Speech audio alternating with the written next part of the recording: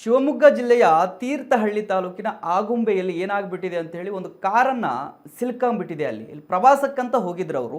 ಆ ಸಮಯದಲ್ಲಿ ಮಳೆಯಿಂದ ಅಲ್ಲಿ ನೀರು ವಿಪರೀತವಾಗಿ ಬಂದಿದೆ, ಕಾರ್ ಸಿಲ್ಕೊಂಡಿದೆ. ನೋಡ್ತಾ ಇದ್ರಿ ನೋಡಿ, ಶಿವಮೊಗ್ಗ ಜಿಲ್ಲೆಯ ತೀರ್ಥಹಳ್ಳಿ ತಾಲೂಕಿನ ಆಗುಂಬೆ ಸಮೀಪದ ಮಾಲತಿ ಹೊಳೆ ಉಕ್ಕಿ ಹರಿಯುತ್ತಿದ್ದು, ಹೊಳೆಯಲ್ಲಿ ಕಾರು ಸಿಲುಕಿ ಹೊನ್ನಾವರ ಮೂಲದ ಕುಟುಂಬವೊಂದು ಪರದಾಡಿದೆ.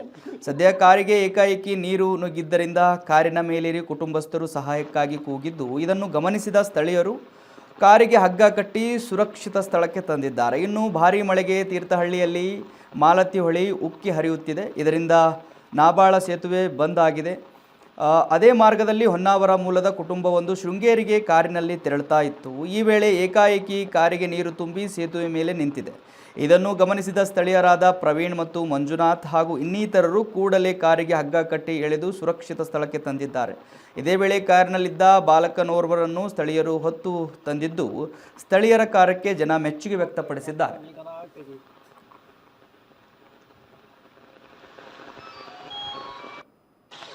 Video.